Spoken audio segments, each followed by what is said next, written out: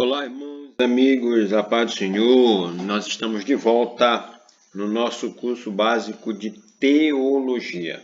E hoje nós vamos estar estudando o livro de Esdras. Para você que está chegando agora no canal, seja bem-vindo. Se ainda não é inscrito, se inscreva, ative o sininho de notificação e dê o seu like, tá bem? Isso não custa nada para você, mas para nós aqui do canal é super importante. Nós vamos estar observando alguns detalhes de forma bem sucinta a respeito do livro de Esdras. Quem era Esdras, as datas principais, os principais fatos e a ênfase que o livro está dando a três coisas. Primeiro, quem era Esdras? O livro leva o nome do principal personagem, que é Esdras. Ele é de uma das mais importantes famílias de Judá. Ele era filho do sumo sacerdote Seraías, que era o maior líder religioso, e que foi capturado e morto pelos babilônicos. A gente pode conferir isso em 2 Reis, capítulo 15, versículo 18. Então ele pertencia à nobre linhagem sacerdotal oriunda lá de Arão, irmão de Moisés. Além de sacerdote, Esdras era um escriba aprofundado na lei de Moisés, ou seja, ele era um estudioso conhecedor das línguas originais do Pentateuco. E por esse motivo, o autor do livro é muitas vezes creditado, a autoria do livro é creditada a Esdras, neste sentido. E este sacerdote ele conseguiu nutrir um equilíbrio espiritual.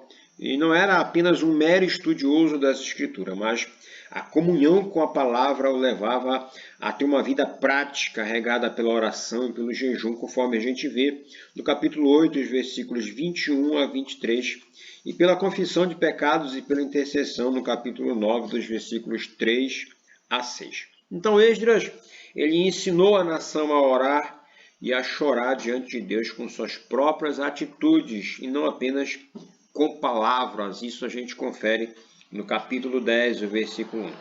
E quais são as datas importantes que nós podemos observar no livro de Esdras? O livro de Esdras ele vai cobrir um período de aproximadamente 80 anos de história. Os seus primeiros versículos vão ocorrer por volta do ano 538, quando o rei Ciro da Pérsia foi despertado por Deus para incentivar os exilados judeus a retornarem para Jerusalém com a finalidade de reconstruir o templo. A gente confere isso em Esdras capítulo 1, dos versículos 1 e 2. E nessa ocasião, uma leva de quase 50.000 pessoas regressaram para Jerusalém sob o comando de Zorobabel, que era o governante político de Judá, e Josué, que era o sumo sacerdote. Além deles, vieram os dois profetas, Ageu e Zacarias, conforme a gente confirma em Esdras capítulo 5 e o versículo 1. E muitos judeus que estavam estruturados na Babilônia, tendo uma vida confortável, acabaram não vindo nessa primeira comitiva. E por volta do ano 558, na época do rei persa Artaxerxes I, um novo grupo se dispôs a vir para Jerusalém, dessa vez sob a liderança de Esdras. Nessa ocasião, o templo já estava construído, as pessoas já estavam habitando em casas boas e já estavam gozando de uma aparente tranquilidade. O motivo da ida de Esdras era levar ofertas do rei destinado ao templo e estabelecer juízes que julgassem o povo com base na lei de Deus e ajustar o exercício do ministério sacerdotal e levítico. E aí a gente vai estar vendo quais são os principais fatos que ocorreram. A primeira é a construção do altar. A construção do altar. E das bases do templo. Assim que a primeira remessa de pessoas vieram, junto com o sumo sacerdote Josué e o governador Zorobabel, eles fizeram uma reforma religiosa. E a primeira preocupação foi justamente construiu um altar para o Senhor em seu antigo local, era estabelecer os sacrifícios diários. E com os olhos fixos nas bases do antigo altar, foi que essa geração reconstruiu um dos maiores símbolos da aliança com Deus, que era o altar. E por cerca de 6 meses depois do início, essa construção do templo parou. Embora esse templo tenha sido bem mais singelo do que aquele feito por Salomão, a gente pode observar que o primeiro passo foi trabalhar os seus alicerces. E nesse ato solene foi marcado por um misto de emoções. Havia choro de alegria das pessoas mais novas e o pranto das pessoas mais velhas, os anciãos, os sacerdotes, levitas, que presenciaram a suntuosidade do templo lá de Salomão, né? E esse sentimento de nostalgia se justifica pelo fato de que ainda estava na memória dos mais velhos a destruição completa daquele local sagrado. E depois disso a gente vê que houve uma interrupção dessa construção.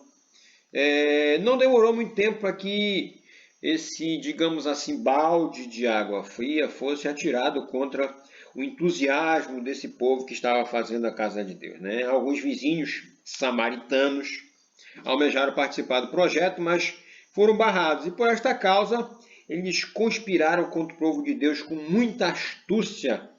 Conseguiram um decreto real que vedava essa continuidade que a gente vê lá no capítulo 4. Então, de agora em diante, os habitantes de Jerusalém pararam, não investiram mais no templo, e ficou a construção parada, e eles deixaram a obra do templo paralisada e começaram a construir as suas casas. E nesse período houve a profecia de Ageu e de Zacarias. Que profecia foi essa? A reconstrução do templo ficou paralisada por um período de 14 anos aproximadamente. E Deus, percebendo a situação cômoda de seu povo, inclusive da liderança, ele desperta ao mesmo tempo os dois profetas, Ageu e Zacarias, com o intuito de motivar Josué e Zorobabel a liderarem o povo na nova tentativa da conclusão do templo. E com muito empenho, contando com a ajuda do rei Dario da Pérsia, em 4 anos o templo ficou pronto. O templo tinha 27 metros de largura, 27 metros de altura e 45 metros de comprimento em 3 pavimentos. Era 1/3 maior do que o Salomão, só que ele era muito bem mais simples. Muito mais simples do que o templo de Salomão. A alegria ela era indizível. Os sacerdotes e os levitas voltaram às suas funções ministeriais e uma Páscoa foi celebrada como sinal do desejo em nutrir uma comunhão maior com Deus. E nesse período, Esdras vai a Jerusalém. E na sua ida, é interessante que até o 7º capítulo não há nenhuma menção do sacerdote Esdras. Como dito acima, Esdras fazia parte do 2º grupo de exilados que retornaram a Jerusalém.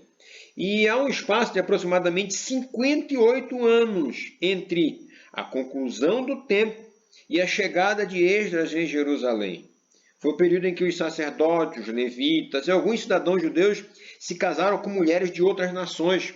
E esse ato contrário à vontade de Deus entristeceu imensamente o coração de Esdras. A gente pode conferir isso no capítulo 9, dos versículos 1 ao 6.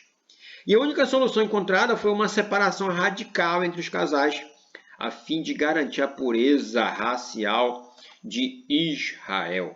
A gente pode conferir isso no capítulo 10. E quais são as ênfases do livro de Esdras? 3 são as ênfases. Primeiro, o culto. Segundo, a oração. E terceiro, a palavra. Esdras ele vai resgatar esses elementos mais importantes da vida religiosa de Israel: o culto, a oração e a palavra. Desde os tempos primeiros, o culto ao Senhor é um ato de devoção de seu povo e daqueles que reconhecem como Deus. As orações registradas no livro de Esdras, elas vão demonstrar petição, gratidão, confissão de pecados e intercessão. E estes mesmos elementos precisam ocupar a nossa agenda de oração hoje. A palavra de Deus é o viés condutor do seu povo.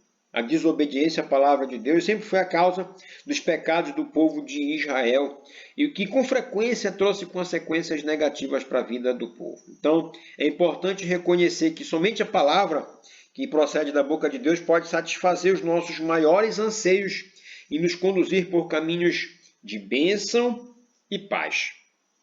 E a gente observa que nos 10 capítulos que compõem o livro de Esdras, essas 3 máximas são bem conjugadas. A primeira, que foi a centralidade do culto. Esdras vai retratar que desde a sua chegada no primeiro grupo de Jerusalém, houve um intenso desejo de cultuar a Deus. Por isso, a construção do altar e do templo eram passos importantes para o fortalecimento da vida espiritual da nação. E os 70 anos de exílio fizeram com que esse povo aprendesse a valorizar a adoração e a presença de Deus que se manifestava no templo. A gente pode conferir isso no capítulo 3, versículo 11. A outra máxima do livro vai ser a centralidade da oração. O sacerdote Esdras faz 3 orações diversificadas. A primeira é feita em um clima de gratidão e exaltação a Deus, no capítulo 7, versículos 27 e 28.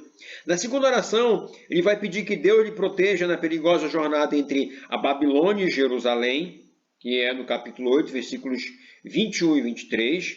Essa jornada vai durar em torno de 45 dias, né? E Esdras vai pedir que Deus proteja nessa perigosa jornada. E a última oração, Esdras chora, intercedendo e se humilhando diante de Deus ao tomar conhecimento do pecado que o povo havia cometido. Na realidade, eu errei, eram 4 meses essa caminhada que tinha aproximadamente 1.500 quilômetros entre Babilônia e Jerusalém. Não 40 dias, sim 4 meses. Por último, nós vamos ver Esdras na centralidade da palavra. Um dos motivos que levaram o povo ao cativeiro foi a inobservância das Escrituras. A gente vê em 2 Crônicas 36, 16. O meu povo está sendo destruído porque lhe falta o conhecimento, como a gente pode conferir também em Oséias 4, 6. E essas dificuldades e as perdas ensinaram Israel a valorizar coisas que até então eram consideradas supérfluas. Isso nós podemos comparar com a nossa atual situação. Os ensinos que o livro de Esdras pode nos trazer também podem ser ensinados pelo momento em que nós estamos passando. Muitos estão agora valorizando aqueles momentos em que podiam estar com sua liberdade de ir e vir, de estar cultuando a Deus na igreja, de estar participando dos eventos da igreja, das vigílias, das visitas. Que Deus possa estar nos despertando para que nós possamos estar valorizando aquilo que é de mais importante na nossa vida, a nossa comunhão, aquilo que Deus tem para cada um de nós. Então, até a próxima aula. Deus abençoe você, sua família, em nome de Jesus Cristo.